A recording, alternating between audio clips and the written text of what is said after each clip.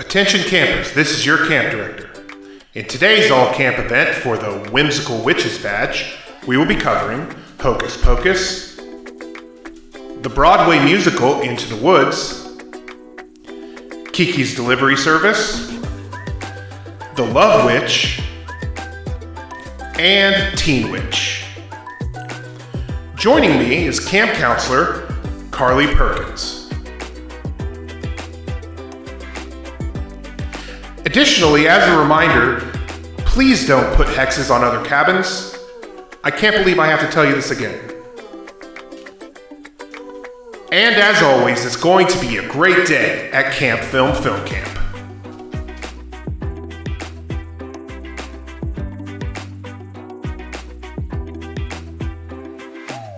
Welcome, campers, to Camp Film Camp, where today we are talking about the Whimsical Witches Badge. And joining me today is the only person who could talk to me about witches, the spookiest witch, Karly. Hi, Karly. How are you today? I'm great. It's Halloween when we're filming this, right? Yep, definitely Halloween. So it is Halloween for my sure. favorite day of the year. So I love Halloween.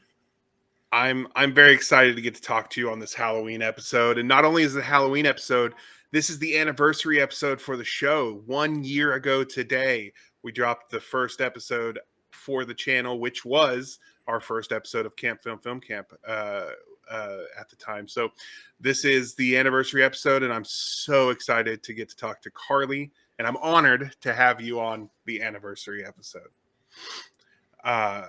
So Karly, before we get into the movies themselves, you had wanted to do witches. This was you were like, can I come on sometime and maybe do witches? I was like, we're going to do the Halloween episode about witches, and then you're going to be on there and we're going to do it. It's going to be awesome. Tell me about your love of witches and how you feel about this slate of movies also.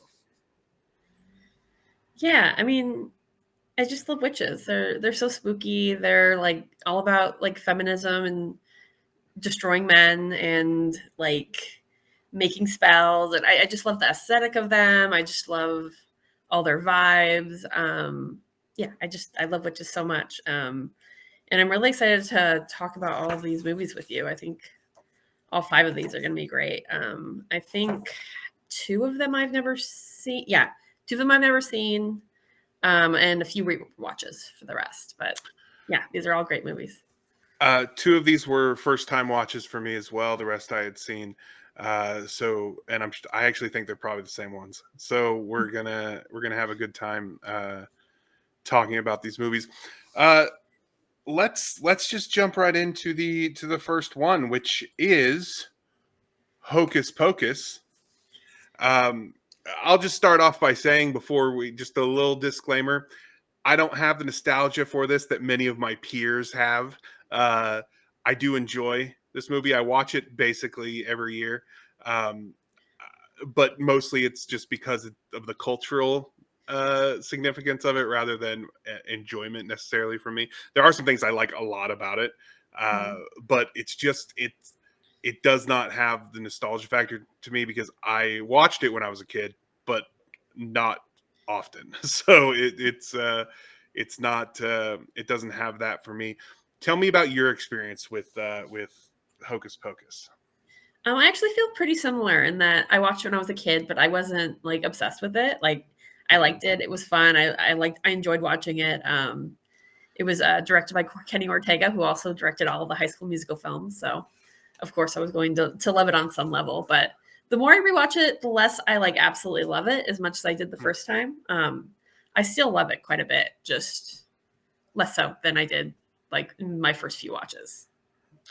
Well, I'm glad to hear that. Not because I want us to shit on this movie, because I think we're going to talk about a lot of things we love about it.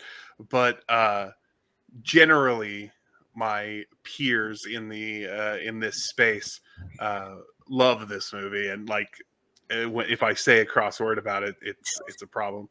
I actually like the sequel better than the first one, which is kind of weird. But it's just I don't know.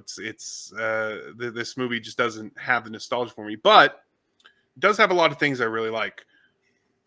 My favorite thing about this movie and the sequel also is Kathy and Jimmy, who plays, God, I don't remember any other name. Winifred is is Bette Midler.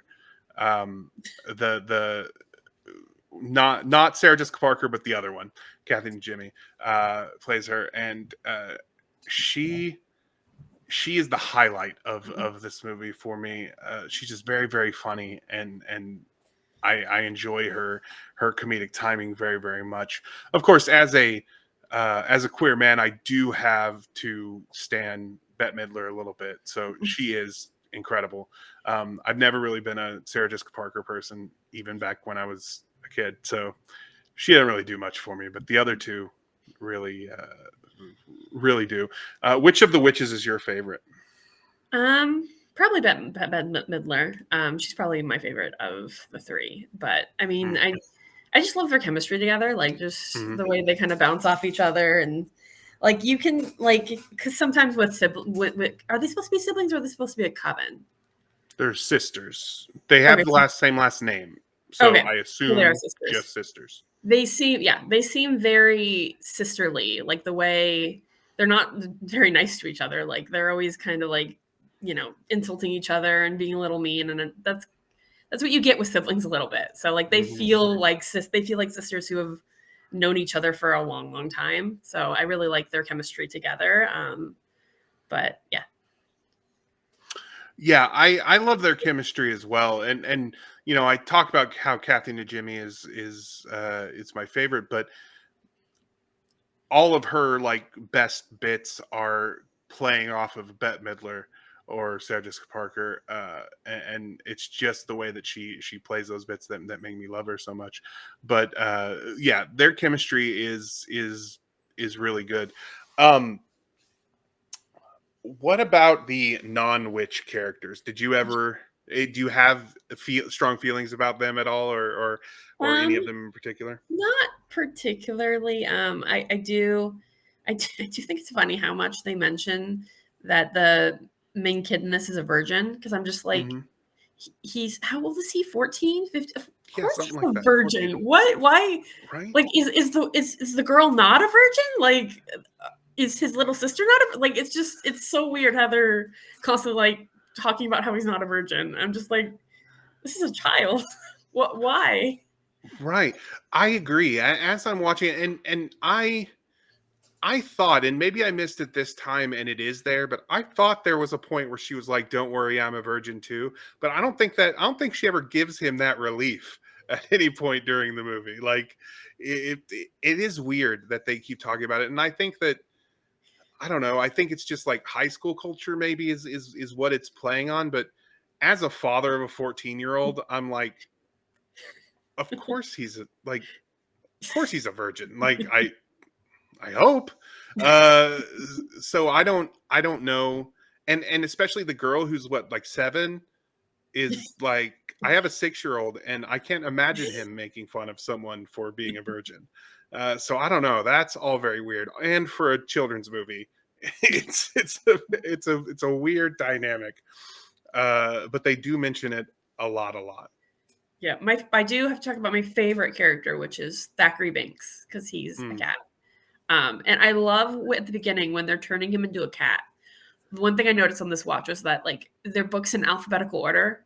So I just like if cat did not start with the C, I just love the idea they would have kept flipping until they found the right animal to turn him into. Like because I never realized before that it's like A, B, and then they're actually cat. So I'm just like wonder what else they could have turned him into if cat started later in the alphabet. I Of the cats in this slate of movies, this is my least favorite cat. I'm sorry, I'm not a Thackeray Binks person. Uh, I I don't have a problem with cats. I am a dog person, but I don't have a problem with cats or anything like that. So it's nothing like that. It's definitely the human aspect of this of Thackeray Binks. I hate the way the dude talks. Uh, like I I don't know why, and especially coming from me, who often will speak with the almost Victorian lilt that he does. It's maybe it's the my own self-loathing reflected in Thackeray Binks, but I want him to not talk most of the time. So I don't know. Maybe that's just a me thing, but I'm not a, and I know a lot of people do. Isn't Chad? Isn't his kid, not his kid, his cat kid named Binks? I think I think he does have a cat that has some, yeah, Binks or Thackeray or something like that. I think he calls him Binksy. So I think I'm pretty. It Oh may be yeah, Thackeray Binks. It may be Binks. I don't know. It doesn't matter. Chad's not on this episode. But yeah, I don't know.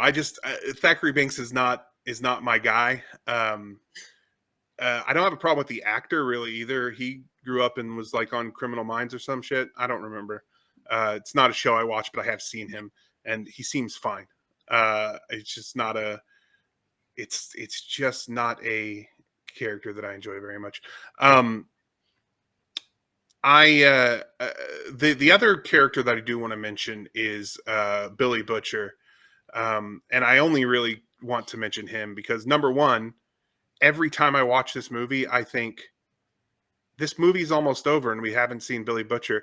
And then when he does come in, I'm like, oh wow, he's not in this movie very much. I no, forget that all the time. But number two, he is played by Doug Jones, and I'm a big Doug Jones fan. Which you, as a Guillermo del Toro fan, also probably love at least characters that Doug Jones has played. yeah, I love Doug Jones. One time he liked a Facebook comment of mine once, and so that was a highlight of my life. But I just think he's such a good monster actor. He does play my favorite villain, or the villain from my favorite episode of Buffy, which is the gentleman. He plays the main gentleman, gentleman. He plays most, like so many of Guillermo del Toro's monsters. right, I'm just a big fan of Doug Jones, and it's nice when he gets to like actually act rather than just monster act. So right. that's pretty cool. So I like Billy Butcher. He's just really not in it very much at all. Yeah, and yeah, whenever I rewatch it, I'm like, he's not in it. I always remembered as a kid that he was in it like so much, and he just like shows up. Like, yeah, he takes him a while to show up, and I don't even know why she brings him back. Like, she should realize that they had a bad breakup, and he's not gonna do what she Right. wants. Like, it's very Right. interesting that she resurrected him, and then he's like, I'm not. Like, I do love the fake out of like how they think he's gonna eat them or hurt them or something, and he just wants to open his mouth so he can talk and that type of thing. I like that. Right. I also don't know, like, I don't know why she brought him back. I really don't know what value he brings to the heroes either. In fact, he's the reason she leaves the Circle of Salt. And that seems to be his only contribution to the movie at all. And it's interesting considering that I love that character, that he really does nothing in this movie. But is there anything else that you love about this movie that you want to talk about before we move on? No, it's fun. I just like it. It's fun. I like their chanting. It's very good witch chanting. It's very solid. I'm trying to think, is there anything else? No, I like the magic vibes. It's just a nice, fun movie to throw on and just feel Halloweeny. Yeah, there's some as much kind of ambivalence as I give it. There are some things in it that are just classic and really great, and kind of stuff we don't get a lot anymore. The autumnal vibe in this movie is off the charts. It's so good. The sets are really, really good. The magic and the way, kind of the way that they cast the magic, and just the atmosphere of magic in the movie is really, really good. So I will give it props for that. If I love anything about this movie, it's definitely that the feeling that you get from the sets and the feeling of magic and just kind of the atmosphere in this film. I really enjoy that a lot. And one more thing that came to mind that I Yes. do enjoy is I do like the jokes of them not knowing about modern day things. Like when a car came, I can't remember exactly what they say when they see the car, but like they Yeah. get all freaked out. And that sequence with Satan when it's not really Satan is I like that one is because it's just funny because they're like Master, you're here, and I'm just and it also brings up so many questions for me because I'm just like, have they seen Satan? Do they talk to him a lot? Like, do they They visit the said they went to underworld? hell. I wonder if that is Satan. This is the thing that I'm never sure of, because he invites them in like he knows them. And yeah, they're dressed as the Sanderson sisters, which is iconic in the town, but he just lets them in and sits down and is like, "Yeah, let's do this thing." Um it always weirds me out every time that that the Marshall siblings are playing husband and wife in this movie, because Penny Marshall and uh, I can't remember his freaking name. It doesn't matter. The guy who's playing Satan are brother and sister, and they are playing husband and wife in this movie, and that's weird to me.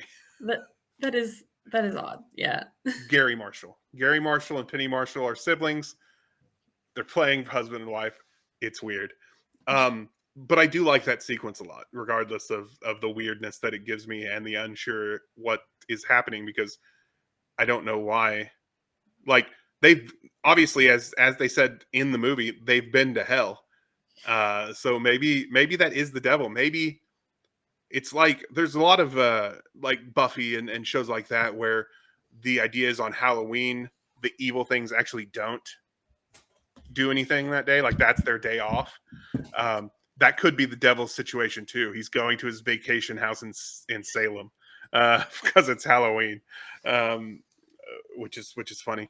But okay, well then I am going to move us on from Hocus Pocus to one of my very favorite musicals of all time, and that is Into the Woods by Stephen Sondheim and James Lupin. Um, Lapine. I don't remember how to say his name. Anyway, I'm a huge Into the Woods fan. I'm a Stephen Sondheim fanatic. I love this guy. So this was obviously one that I really love. When we were picking them out, we were kind of choosing between different things, and this was one that was kind of on the fence. It's not. It is a pro shot of a theatrical performance, not a movie, because we were not going to cover the movie because the movie is not good, at least in my opinion. And so we were kind of between a couple movies, and then we just decided to go with this because of the strength of the witch in the thing, and just because it's one that I love, I think. But this is one you had seen before, or is this the first time watch for you? This is my second watch. Okay. And how did you feel on second watch? Well, so first I'll share how I felt on first watch. Okay. Where I really liked the first act, and the second act, I wasn't really feeling it. Like Okay. like because I just wasn't like. So the biggest thing was like I love all my fairy tale friends, and then I don't want to watch them all die in the second act. So that was a bit jarring for me when I was watching it the first time. And I wanted to rewatch it. Just kind of that's part of the reason I wanted this to be one of them is I wanted to give it another shake just to see if rewatching it made me feel differently. And it definitely Right. did. Like I definitely liked the second act better on and like I actually even love it on a different level now. I think like Mm-hmm. going in knowing oh a lot of my fairy tale friends are gonna die by the end and trying to watch for like why and like the meaning of it and the themes and all that. And I really liked it. Like it really worked a lot better for me on second watch. Especially because I love fairy tale things. So like Mm-hmm. seeing all the fairy tale characters die the first time was just it was tough. Like I wanted all the happily ever afters because I love fairy tale retellings and usually those have happy endings. So rewatching it I think helped a lot and I completely understand why people like it. a lot more now than I did the first time. Mhm. It's interesting because I actually had the first time I ever watched it, I had a similar feeling where I was just in love with the first half, and then with the first act. Say half. The second act is way shorter than the first act. But I was in love with the first act, and then the second act just felt like such a downer, considering how like vibrant and alive the first half is. The second act is very dark, and that didn't necessarily bother me, but it did. I did not find myself not quite enjoying it quite as much. I've seen it many times since then, and that's definitely changed. I feel like the thing with it is that most of the fairy tale stuff that we are fed in our generation, and ones before us and ones after us, um, have happy endings, despite the fact that the actual stories don't have happy endings a lot of the time. A lot of them are very, very dark and stuff like that. And so I feel like it kind of tapped into that a little bit. Um, and so that kind of that works for me a lot more when I think about it from that perspective.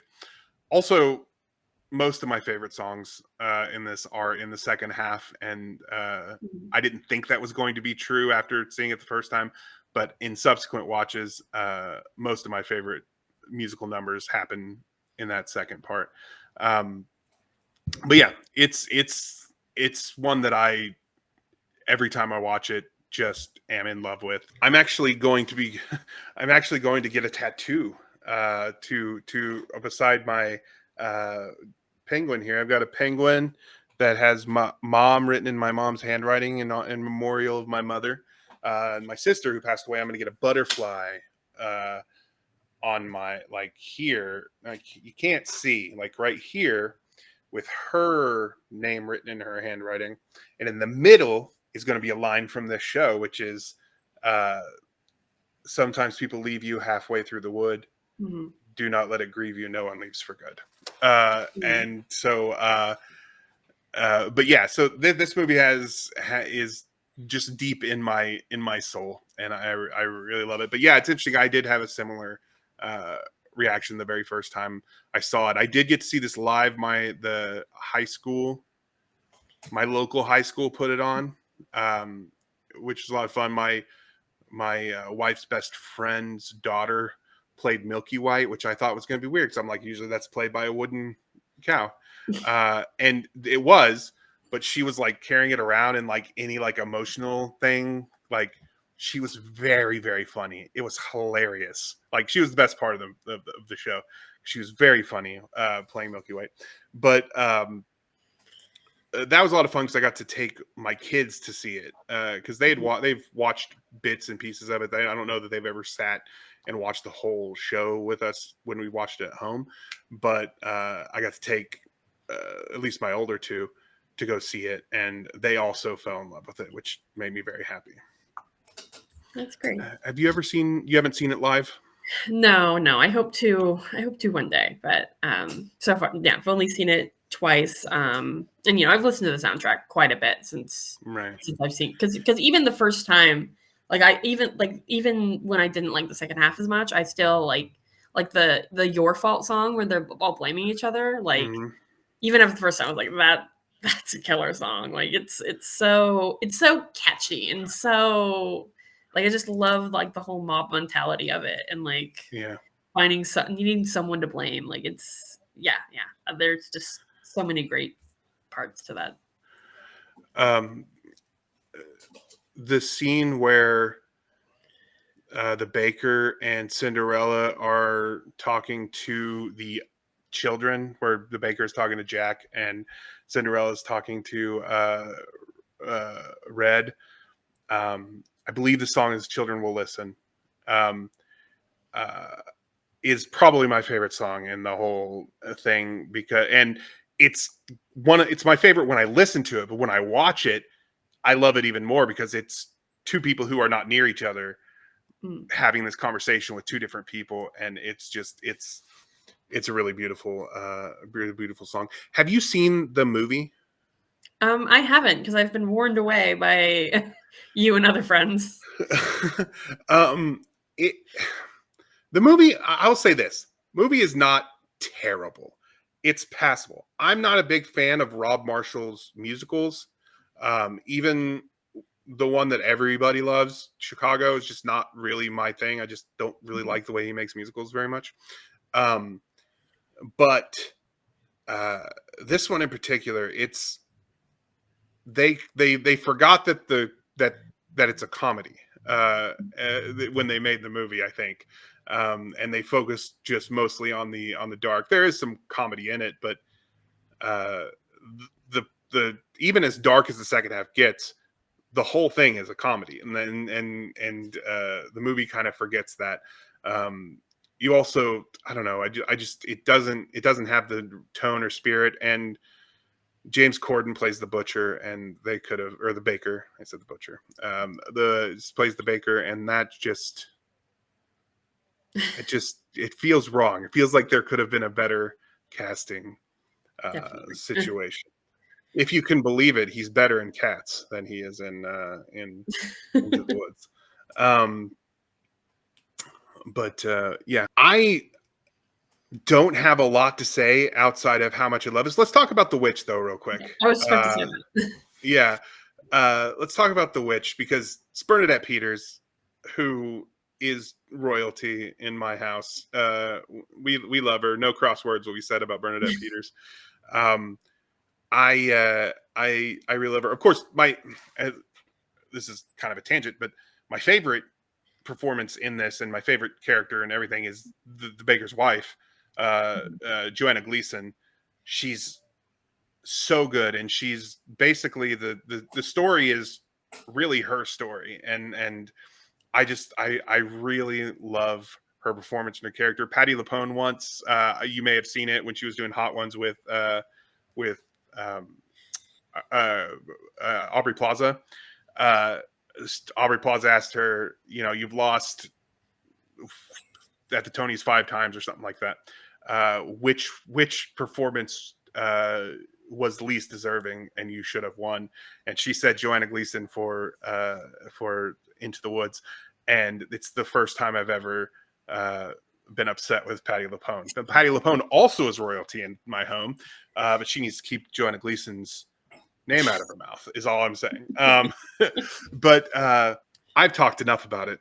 I'd like to hear how you feel about The Witch. And Yeah, the witch is my favorite character, and okay, like that's something I love about this play. I feel like it's so easy to have so many characters be your favorite. Like my brother loves Little Red Riding Hood; she's his favorite. she's great.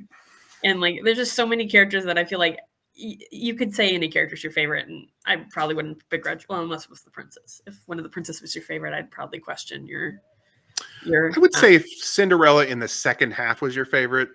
No, one of the might be. princes. Oh, one of the princes. Yeah. Oh, but they're very funny. But yeah, it They're would be weird if funny, they were your but favorite. Yeah. yeah. Really slimy. Anyway, back to the witch. Yeah. I love her. I especially love her when she gets hot and gets to take off all the old lady stuff. I still love her as an old lady too, but like I just because she gets to be sexier, and it's great. And like I love evil, sexy women, and if they're also witches, it's like wow, that's like triple threat. I love it. That's and right.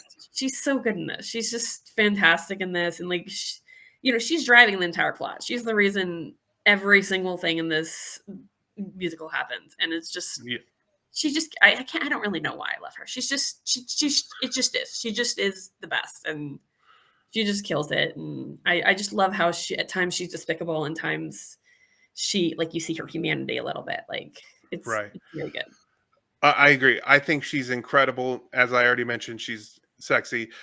She's Bernadette Peters is perfect in this role. And I was talking about the Baker's Wife because Baker's Wife and the Witch are the main characters of this movie. Like that, everything is driven by those two, particularly through the first half.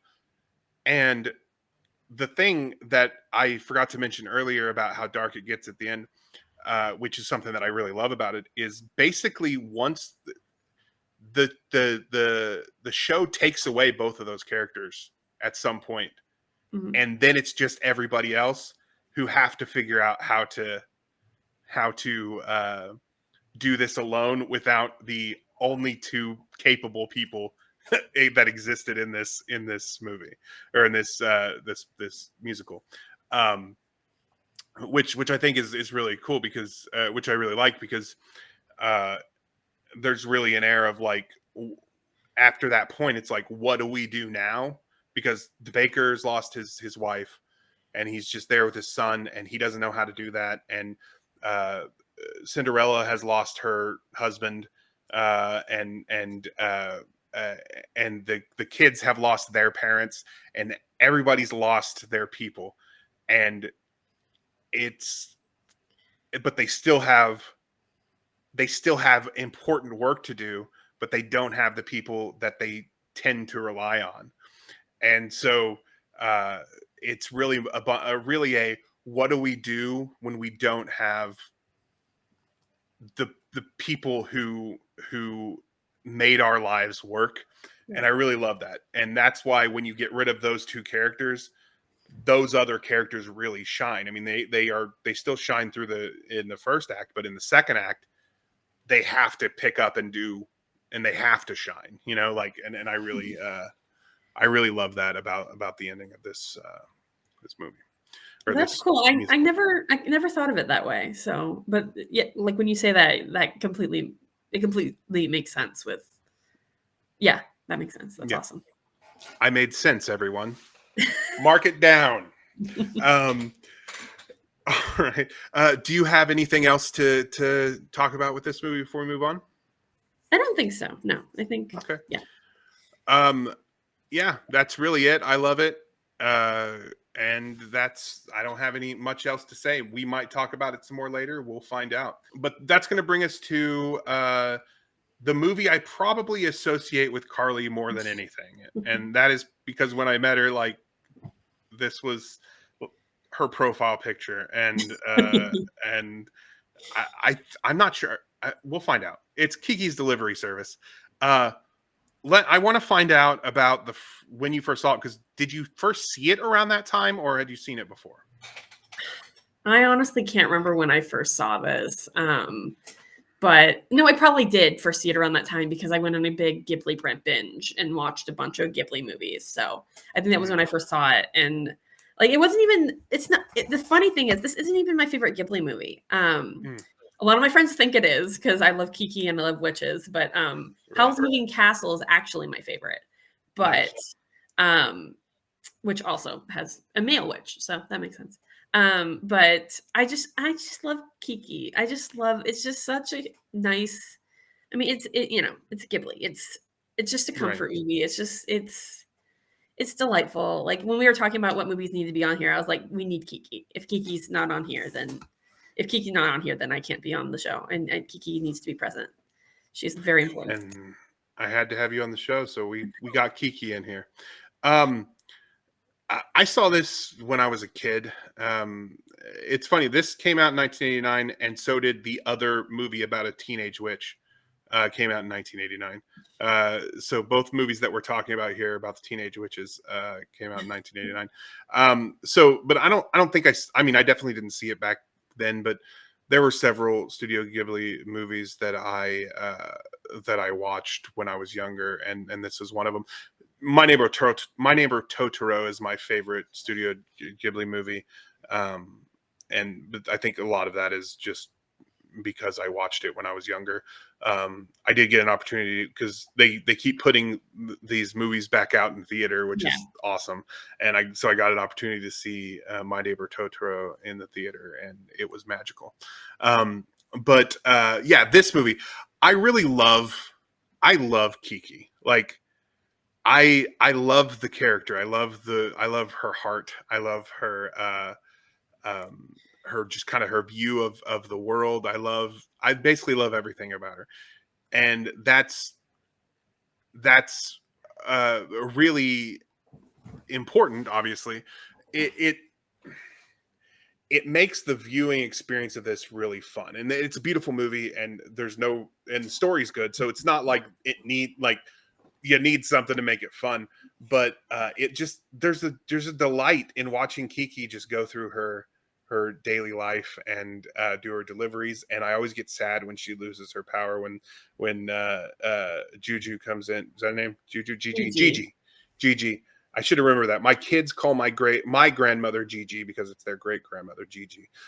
So I should have remembered that. Anyway, when Gigi first walks in and she's like, "Why are you talking like a cat?" And then she realizes, always breaks my heart every time. And I'm like upset for the portion of the movie where she has no powers. It bothers me because it makes Kiki sad. But yeah, it's just such a fun and delightful movie. I don't have much else to say about it than it's just such a delight. What are your favorite bits of this movie? One of my favorites. I love Jeff the dog. He's such a good boy. Like Yes, he is. he's just the best boy. Like just the way when he comes out, like what is he? He helps. Does he bring out the toy? Does he bring out Gigi? He brings out Gigi to Okay. swap out with Kiki Yeah. for the toy. Yeah. And like he knows something's up, and he just I don't know. I just love Jeff the dog. He's just such a sweet, sweet, sweet puppy. Not puppy, dog. He's not little. He's old. He's old, yeah. But I love Jeff yeah. also, Jeff the dog. One of my favorite moments in this movie is when Gigi says, he's a good dog. He helped me out. Like, I don't know why, because I'm a dog person. So like when Gigi said, he's a good dog, it makes me happy. It makes my heart sing. Yeah, and the weird thing about this is she doesn't even do that many witchy things outside of the talking cat and the flying. Like she doesn't make spells, she doesn't do any of that, but she's still one of my favorite witches just because the witchy comfy vibes are just great, and she just wants to do good. She just wants to help people. I do have a complaint with this witch training system because she says I have to go do training, but she has no mentor and she's not told where to go. And it's just this unsupervised young teen. And whenever she leaves, I'm a little worried about her. I'm like someone needs to overhaul this witch training system or something. There's Right. no security for these young girls. Like, what if they can't find a job? Like, do they just keep flying around? Like, because she talks about her only skill is flying, and I'm just like part of me, when I love this film, but part of me is like always worried for Kiki a little bit. I'm like, oh my gosh, why are her parents letting her just go out on her own? No, I understand. I feel the same. Like when she goes out, I feel protective. Like I'm like, I need her to be safe, and I want to keep her from being able to do this and talk to me. But yeah, I feel protective, and that's part. I think that's part of the driving, part of the drive for this movie for me is that I feel very protective of Kiki, and she's just so delightful that it's fun to watch. What else? Is there anything else that you want to point out that you love in this movie? Well, it makes me so sad that she can't, because like, she can never hear Gigi again. I don't know if she can later, but we never see Gigi talk again. So like that always concerns me. I'm like, maybe she can hear Gigi later, but we just don't see it. But like, I need to see it. I need to know if she can hear Gigi still. Yes, that upsets me. Because at the end, Gigi just hops up there and they never say anything about it again. And this movie has a post-credit scene. Does it? I didn't see the post-credit scene. What is it? It's the post-credit scene is gosh, I've forgotten. It's like just them, like it's just like everybody living their lives after, like it's kind of a montage of people. I don't remember. I've forgotten because I didn't know there was a post-credit scene until like the last time or two that I watched it. And because at the end of the credits but Gigi does not speak in that. Oh, because it does show Gigi with kittens also, like because Gigi fell in love. Where? So there are kittens with Gigi in that post-credit scene, but we don't hear Gigi talk, and it upsets me because I I have to assume that Gigi that she can hear Gigi again. Like, she gets her powers back. I have to assume that she can hear Gigi again, but the movie doesn't confirm it, and that makes me mad at the movie. Yeah, like at least make it very clear if she can or cannot hear. Like if she can't hear Gigi, that's sad. But sometimes Yeah.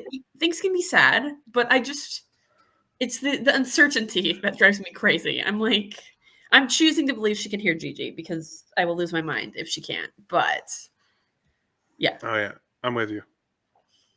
All right. Do you have any last thoughts about Kiki before we move on?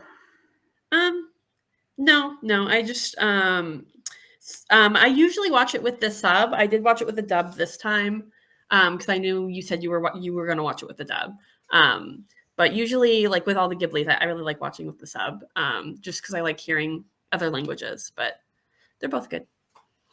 I've watched it in both ways. I chose to do it this way this time, just so there wasn't a layer of me having of any understanding for me whenever, just so Right. I could make sure that I was on point with what I wanted to talk about and not have to remember any. I don't know.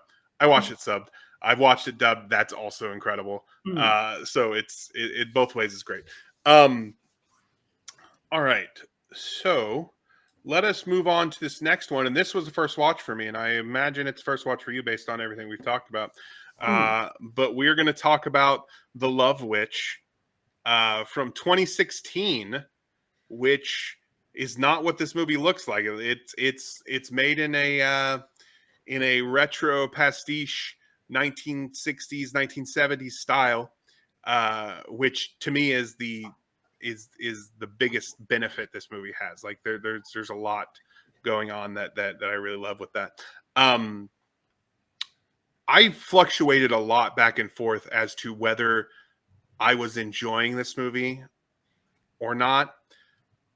By the end, I feel I absolutely did. I really like this movie, but throughout, I kept like going back and forth. I'm like, am I being blinded by the retro thing at all? And the style, the style is so cool, and the sets and everything. It feels like it came directly out of the '60s, which I thought was really cool.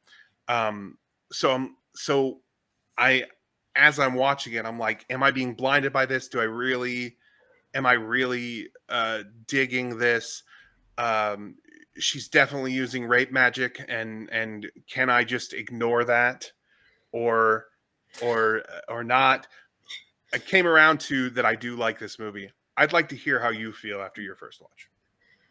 I don't know. This movie, like it had such an odd feel to it, and like not in a bad way, just like because I've seen classic movies, but this just didn't feel like anything I'd ever seen before. Like it was, and like I still don't know if I liked it or not. Like the style I definitely liked. Like it looked great. The production design was great. Like the performances were interesting. They were very interesting. And I do have to say the lead actress in this is incredibly attractive. So that definitely helps. And you know, it's I don't know how I feel about this movie. It's very like I didn't know what it was trying to say exactly, and I wasn't sure like what she was looking for. Like she says she's looking for love, but then whenever the guy she's with is too clingy, she's like, ew, gross, go away. Um, so I don't know. I was very confused by this movie. I think I liked it, but it's odd. Yeah, I felt a lot of those same things. This movie, I first heard about it because our mutual acquaintance Win Nova, excuse me, Win Nova, uh, like loved it, like when they first saw it and talked about it a lot. And I never really ever got around to watching it. That's actually why I put it on this, because I had heard about the camp factors in it, and I was like, okay, I'm sure I'm gonna like it, but that's why we put it on here, even though neither of us had seen it. Is that when you had first heard about it, or? Yes. I Okay. remembered them mentioning it before, and I just never got around to checking it out. And so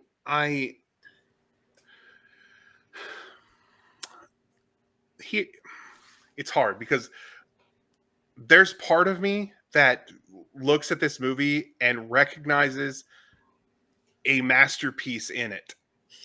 However, there's a lot of it that I go, can I truly call it that if I have these issues with it? Because number one, I think I can get past the rape magic, the rape and murder magic. I think that I think based on kind of, because the movie is definitely talking about the gender dynamic, and I think that is a big aspect of it. But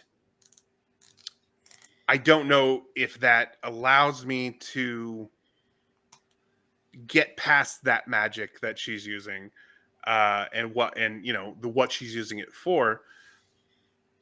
In the end, I was able to turn that off in my brain, but it does give me pause, and I think that's okay. I think that one of the biggest problems with film discussion today is that everyone feels like they have to have an opinion on, or they have to have a solid can't change, unmoving opinion on everything. And sometimes that's good. I mean, if you have one, and we can discuss it. This is one that I think we should still discuss, but just I don't think my opinion on this is set yet. Right. I'm positive on it. I'm pretty sure I'm positive on it. But it's very difficult to parse. And even in my Letterboxd review, I'm just like, I'm still digesting this. I can't. I was hoping by now I would know where I stood. And the best I can give you is I'm pretty sure I'm positive on this on this movie. I will say that the like the Ren Fair scene that where they like go and they're dancing and they do the rings and all that captivated me. Like I was locked in. Like I loved that scene. And if I boil it down to just that scene, masterpiece. I love this film. But of course there's more to it. And I can't even say why. Like if I were to have to tell you why I love that scene so much, I'm not sure I could really get to the root of what it is. But something about that scene had me locked in. And I think that it does speak to the film as a whole, which is there's the aesthetic, the tone, the atmosphere, all of that is executed so perfectly that the little things that may not work as well for me I'm able to just kind of sweep them away a little bit. And so like structurally, this movie works really well, I think. And especially as the things I said, the tone, the atmosphere, all of that. The retro pastiche, all of that. I think that stuff works so well. The character motivations, I'm not sure about, just like you. I don't know what exactly she wants. I know in the end, I wasn't upset. I don't know. In the end, when she like kills the dude, like I wasn't surprised or sad or anything. I was like, good for you. Good for you. You get it, girl. I don't know. It's interesting. And I've talked a lot and said not much at all. So Karly, can you elaborate at all on any of this? No. Okay. But I do, like everything you said, I do understand. Like the rapey elements of it don't really get to me because it's pretty obvious what she's doing is wrong. It's more just like the thing that gets to me is just the screenplay felt kind of aimless at times, and I just wasn't sure what she wanted, what the plot wanted me to want, and like just where it was going. That was the main reason it's lower for me. Like it's the type of movie that you could like throw on mute and just be like look at it and just kind of like enjoy like the visuals and all that. But it's not like the biggest thing for me was just the plot. I just didn't the plot and the characters just weren't like there were interesting scenes, interesting parts, but it just there wasn't enough substance. It was a lot more style over substance for me. There just wasn't enough substance there um, for me to genuinely enjoy it. I did just barely like it, but it's not not much higher than that. Okay. I think that's reasonable. I think it's one I'm going to think about for a while, which is good. I think that is I think that is a that is a win for this movie, is that I'm going to think about it for a while. I don't know. I know that I want to watch it again to see. I don't know if I will be able to bring myself to. So I'm not sure where I land on that, but it is one that I'm going to think about, and one day probably will need to revisit, just to see if I can change, if it can change me at all. Because we've already talked about like Into the Woods. A second watch can do wonders. So maybe I will understand my feelings on it a little bit more when that happens. But I think we're ready to move on to this last movie. Do you think so, or do you have anything else to add? All right. Which brings us the other one that was my first time watching. Based on everything that we've talked about, it was her first time watch too. Karly, yours? Yes. And that is 1989's Teen Witch. I'm so excited to talk to you about this movie. Because I chose this because when I was looking into lists of campy witch movies, this was on basically every list, and I was like, got to give it a shot. But then after a while, I actually after we had like kind of solidified that this is what we were going to be watching, I was like, I hope that we didn't make a mistake here. Like I hope it's just not. It's not that it's just bad or whatever that gets it here. Because I hope that we can truly talk about some camp. Oh boy, did this movie deliver! Is this a good movie? No. Is it a great movie? Yes. I loved this movie. I loved it. There are so many campy elements in this movie. And at first when I start watching, because it starts out with like this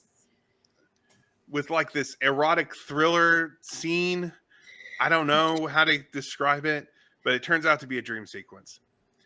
And then it cuts into like her brother being under her bed eating donuts or something. And so at this point, I'm like, what am I even watching? When those rap boys started rapping for the first time, I knew that we had stumbled on a classic here. That's the moment that I was like, oh, I see. This is our movie. How did you feel? I don't know how you felt about this movie yet. So I'm excited to talk to you about it. But how did you feel about Teen Witch? So at first, I felt like the witch thing took too long to get going. I agree. And then they did the thing where she was like saying "I wish," and I was really annoyed at that point because I was like, "That's not a witch thing. They don't say I wish and then get with. They're not genies." But then they really got into like the witchy spells thing. I was like, okay, good. I'm glad it's like witch, not like whatever they were doing before. And like I love as her power level went to like almost god level. I was like, wow, okay. I thought her little mentor was when she said you can do whatever you want when you're a witch. I was like, okay, whatever. That's a big overstatement.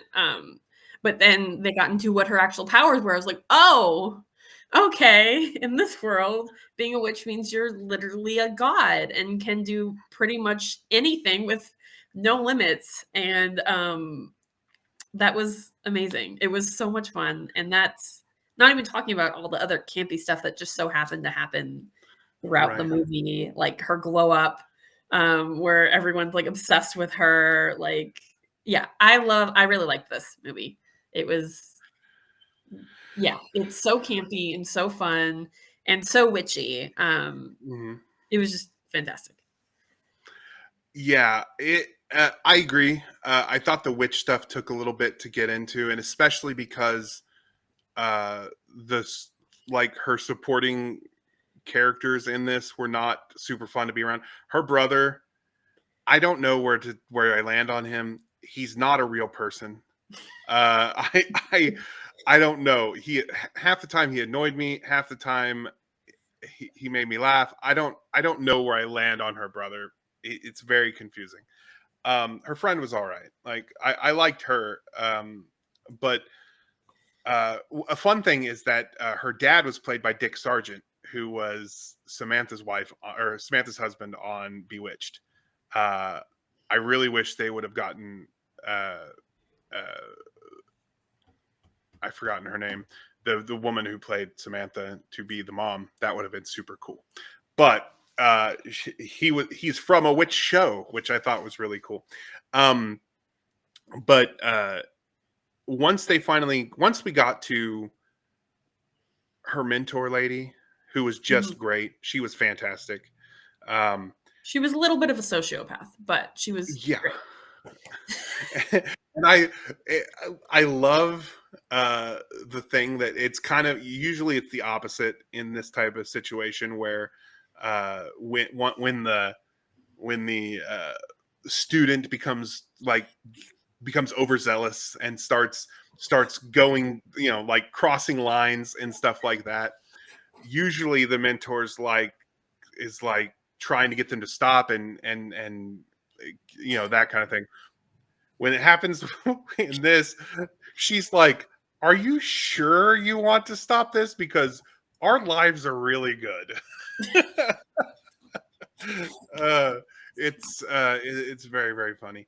Um, I love I love all the little musical moments in this. The little dance numbers and the rap guys and just everything. Every musical moment in this film delighted me to no end. I actually, like I said, when I started, I was worried. I was like, "This is probably just going to be a bad '80s movie," and it was. But I was so happy with the way it turned out because just start to finish, and yeah, it took a little while to get there, but once it kicks in, from then to the end, I was just so into this movie. I don't know. I don't know how many times I'm going to watch this again in the future, uh, but I cannot deny the magical time I had watching watching this for this show. Yeah, it was great. Um, I don't have a lot else to say except for how Mhm. much I love it. Do you have Uh, any other thoughts on it before we move I on? want the free money witch powers. Like, Yeah. that'd be nice. Like, it seemed pretty easy. Like, I can't remember exactly what she was saying that gave them a bunch of money. Like, what they turned something into money or whatever. But Yeah, I as I'm know. watching, I was like, I'd like that, please. That'd be great. Um, there was yeah, I want that as well. I want she obviously can do anything. Yes, godlike. She can do anything. She changed reality, made everyone love her. Um, I one thing that I thought was interesting, and I think this is just this is bad writing, but at one point, at the beginning when she turns her brother into a dog, which was very funny, and then puts him in the bath, and he comes back, and she was told, like, witch spells are weak and water will undo them or whatever. But that wasn't true for very long. Like she got like, so it's weird that like they even added that element. I think it was just for the gag of him, a dog going to the bath and then a boy coming out of it. I think that was really the whole purpose of that. Because like the third thing she does is bewitch her teacher, who then goes through the car wash and is not. I guess that's not, because one of the big things she does, and this is actually where they illustrate. This is actually, maybe this is really good writing, because like one of the things she does is make the carousel, or the merry-go-round. What is it? Carousel. The carousel move, like go, and then it starts raining outside to show that the water is no longer a problem. That's actually maybe good writing. Maybe I'm not giving this movie enough credit. I probably am. I'm probably giving it more credit than it deserves. But regardless, I love this movie. But unless you have something else, I think we can get into our rankings here. Do you have anything else to say about Teen Witch? No. Just it's overflowing with camp. And it is. It's so good. If you've never seen it, do yourself a favor. Go watch it. Just watch it once. Enjoy the ride of just this campy teen witch movie. Okay, then we are going to move on to our rankings. We're going to start with number 5, and Karly, I'm going to start with you. What do you have at number 5? The Love Witch. Love Witch. I actually have Hocus Pocus at number 5. Karly, what do you have at number 4? Hocus Pocus. Okay. Those two are not going to make our deep dives. All right. So that brings us to number 3. What do you have at number 3? Teen Witch. I also have Teen Witch at number 3. All right. Number 2? Into the Woods. Into the Woods. And I have Kiki's Delivery Service at number 2, which puts Into the Woods at number 1 for me, which gets those dead even, and they are our deep dives. We are Into the Woods and Kiki's Delivery Service. So what we do now is we're going to deep dive into those two. And I say deep dive, we deep dived well enough. What we're going to do is we're going to score these. The movie that scores the highest after we're done with our scores does win the camp trophy, the Whimsical Witch Camp Trophy. So let's start with your number 1, Kiki's Delivery Service. And for everybody at home, the categories that we're going to score it on camp, acting, and which we have decided we can use whatever criteria we want to do. For me, I'm just going to score it based on how much I liked the witches in the movie, and then overall quality, and the score, the movie that has a combined average or the highest combined total of the averages of our scores together will win the camp trophy. All right. Kiki's Delivery Service. Let's talk about the camp. Karly. I gave it 7.0. 7.0. I gave it a 7.5, but I think that I'm not sure why I gave it 7. Seems reasonable, but it's not like dripping with camp or anything like that. Yeah. It does have some campiness. I think witches in general just have an innate campiness to them. I think I may have given it a slight bump just because of how delightful, and probably the camp bump from Gigi also gets that. But all right, so then that brings us to acting. Now this one's hard for acting, kind of, because it's animated, and this is why it's good that we watched the same version, because acting might have been different for Right. for the Japanese version.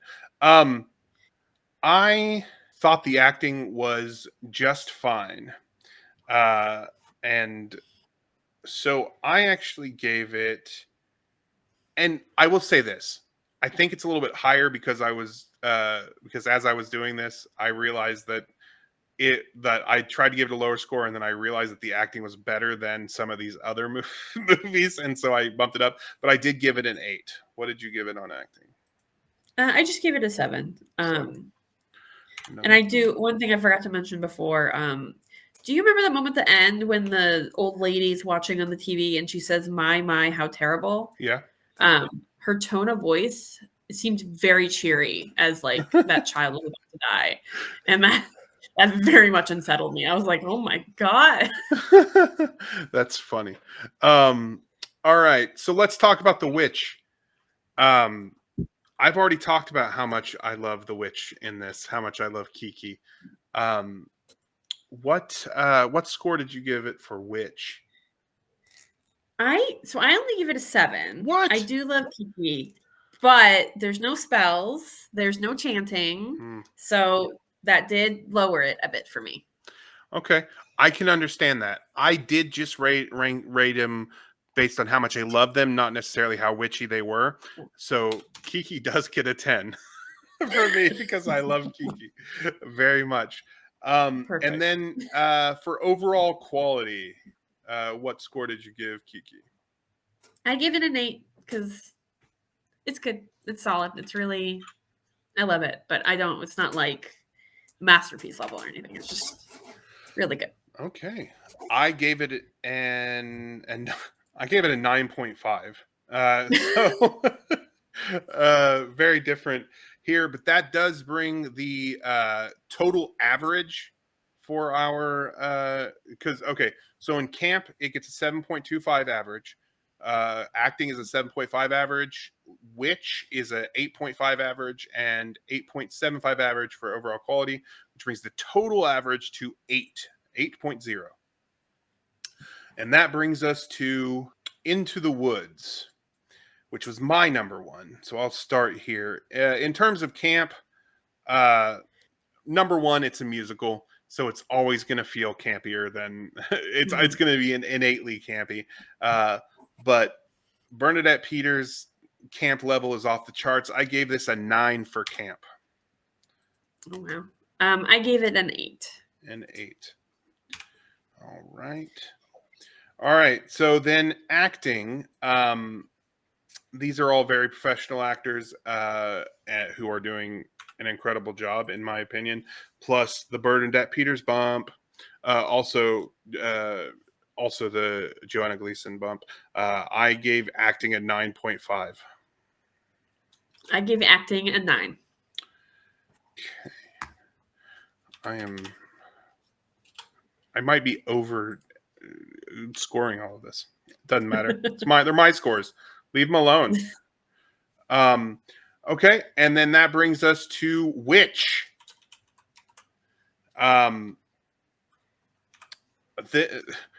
Kiki and the witch from Into the Woods got the same score from me, which was a 10, a full 10 on both of those. I love both of those characters so much. But Karly, what did you give it? What did you score for Witch? I gave it a 9. A 9. These are very Yes. respectable. We're closer here so far than we were on the other one. And then that brings us to overall quality. I